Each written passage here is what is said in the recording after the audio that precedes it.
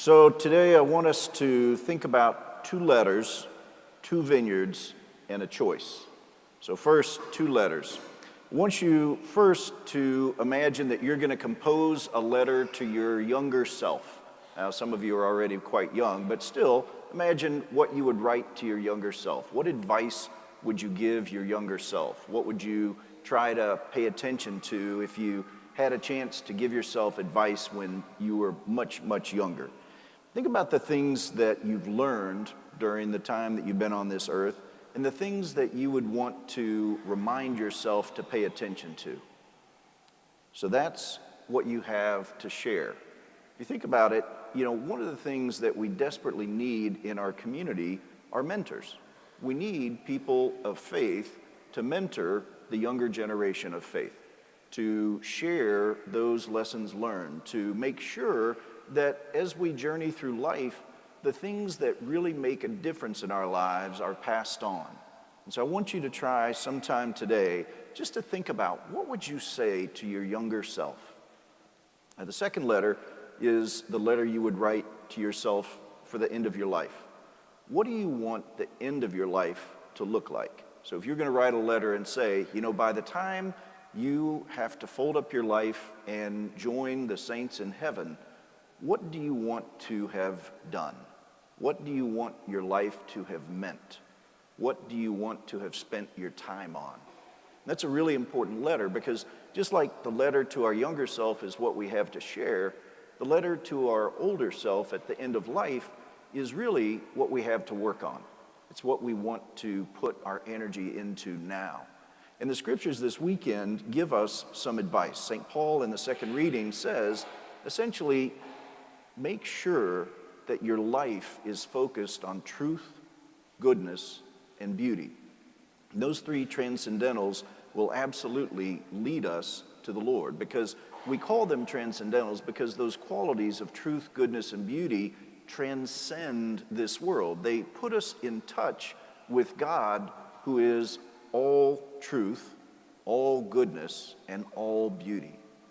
And it's important for us to try and think through those things because the world tries to convince us that there is a path that will give us happiness in this life and that our ultimate good is in material things. But as Christians, we know there is no material solution for a spiritual question. And that's what St. Paul is talking about. If we really want peace in our life, if we really want to feel whole and at peace, there is no material solution. The only solution is to pursue those things that revolve around truth, goodness, and beauty. Now, that's what leads us to two vineyards. The gospel and the first reading give us two different vineyards.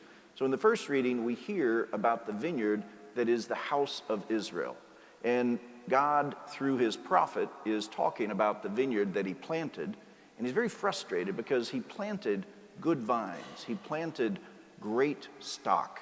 And he took care of it. He hoed it. He gave it fertilizer. He made sure that it had everything possible to grow.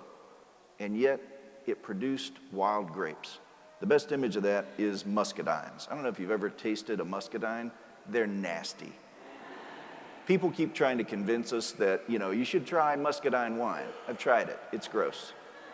Doesn't work. So imagine thinking that you're going to have a nice Cabernet Sauvignon, and instead you get muscadines.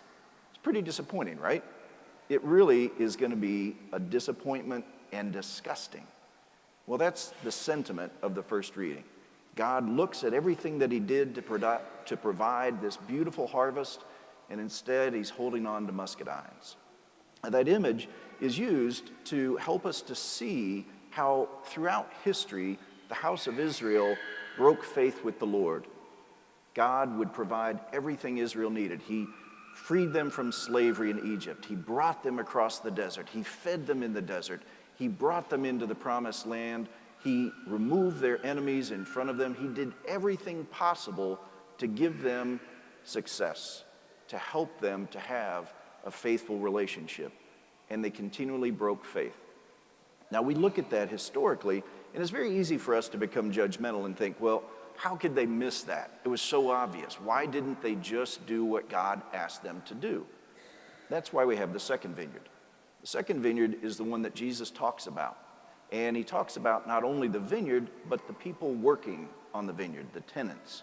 And it's important that we hear that because the tenants are just that. They don't own the land.